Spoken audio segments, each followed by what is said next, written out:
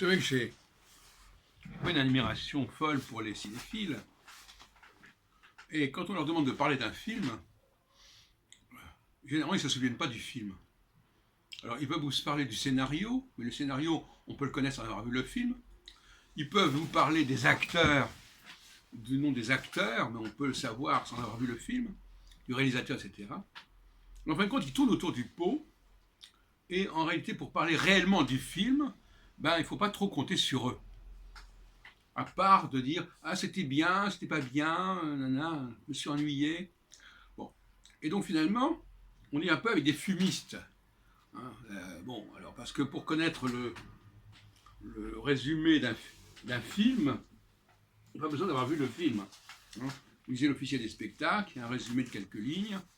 Vous pouvez même trouver sur Wikipédia des résumés assez substantiels. Vous avez la distribution.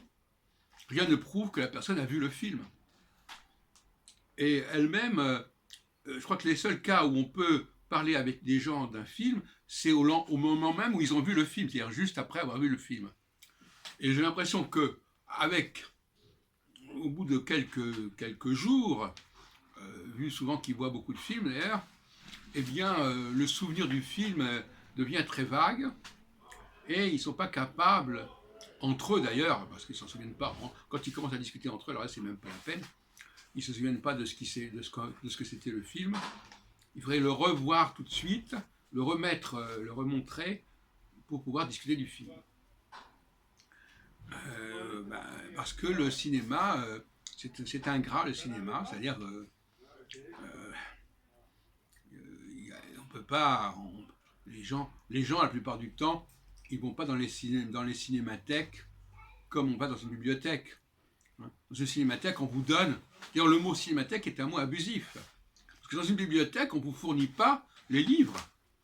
On ne vous dit pas, ce jour-là, vous allez lire tel livre. Alors que dans une cinémathèque, on vous dit, voilà, ce soir, c'est tel film. C'est pas du tout la même démarche. C'est pas la démarche d'un chercheur qui va dans une bibliothèque et qui va demander à voir tel et tel ouvrage. D'ailleurs, dans une bibliothèque, il y a aussi, comme à la Bibliothèque nationale, on peut consulter des vidéos.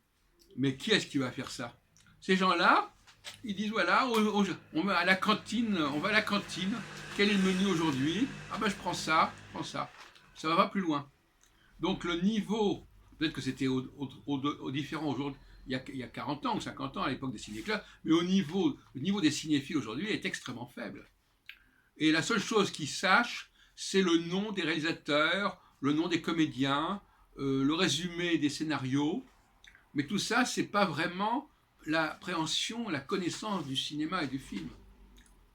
Alors, à part ça, qu'est-ce que je peux dire sur ma rubrique cinéma? J'ai vu le film de Polanski, Frantic, qui est une catastrophe sur le plan du film. On va dire, c'est un ratage total, à mon avis. Hein. J'en ai pas parlé avec les autres, mais vraiment, avec Harrison Ford, Emmanuel Seigné, ça traîne.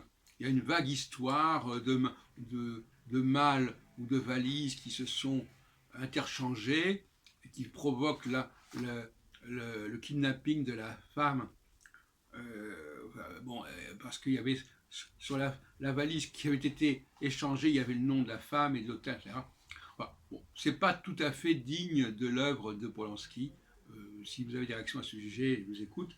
Je vais moi-même aller voir les critiques à ce sujet, mais je pense que c'est un film qui n'est pas, qui a quelque chose qui ne va pas dans ce film. Bon. Voilà le genre de discussion qu'on peut avoir, effectivement. Est-ce que les acteurs ont été bien choisis? Est-ce que, est-ce que le sujet tient la route? Comment il a été traité? Est-ce qu'il a été traité avec efficacité ou en longueur? Est-ce que, voilà, ce sont des choses de ce genre-là qu'il faut avoir la possibilité de discuter. Et je reviens encore une fois sur cette malheureuse histoire du film de... Alors justement, j'ai vu le film de Woody Allen, là, qui m'a pas mal plu, effectivement, ce film, un jour sous la pluie à New York, comme ça. C'est pas inintéressant.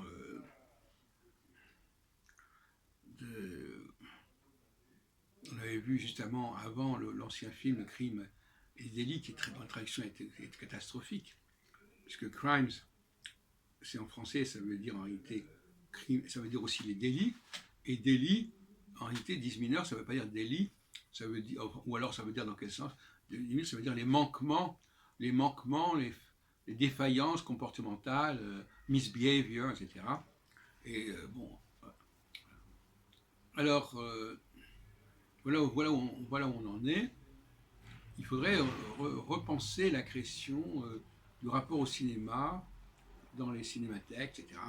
Et puis, je répète encore une fois que la version originale, c'est un leurre, parce que finalement, les gens n'écoutent pas vraiment les propos dans la langue originale, ils lisent les sous-titres. Et d'une certaine manière, c'est encore pire que la synchronisation, parce que au moins la synchronisation, on entend quelque chose.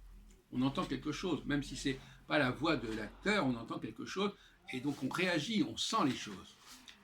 Dans la version originale, les gens, si on leur demande de nous parler du film, ils vont pas nous dire à un moment donné, le type il dit ça en anglais.